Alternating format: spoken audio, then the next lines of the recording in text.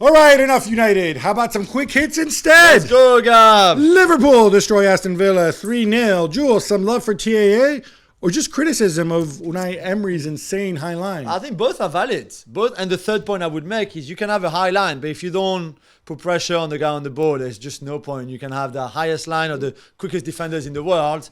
You're going to get exposed. And what I don't understand is how you can give Trent so much freedom on the ball and how, more importantly, you don't correct it through the game. After 5 minutes watching that game, I could have told you, tell Watkins, Diaby, Douglas, with whoever you want to put pressure on Trent. Otherwise, he was going to pick those passes all day long, which is what he did. And to be fair, Villa got what they deserved. Maybe they could have scored a goal, but they could have conceded 5 as well.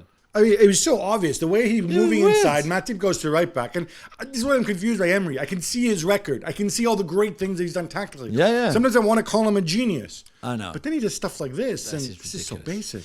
Mohamed Salah played and scored in that game against Villa. And Jurgen Klopp said once more that he was not leaving, or he's not leaving for Saudi Arabia. What do you think?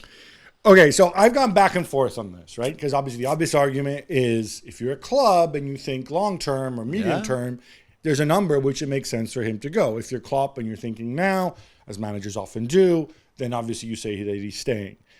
Klopp seemed to hint before the game that the decision was above his head. You know, he's just, he's going to stay. What do I know? Or something what do I know? Like, I'm not.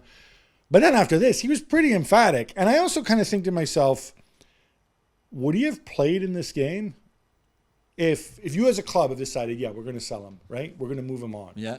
Would you play in this game knowing that, you're kissing 200 million goodbye if he suffers a bad injury? Yeah, I'm not sure. No. So maybe Liverpool are now intent on keeping him. Maybe it's changed. I don't know. This is going to run and run until they the always window closes. wanted to keep him. There's no way he's leaving. Thanks so much for watching ESPN on YouTube. And for more sports highlights and analysis, be sure to download the ESPN app. And for premium content and live streaming, subscribe to ESPN Plus.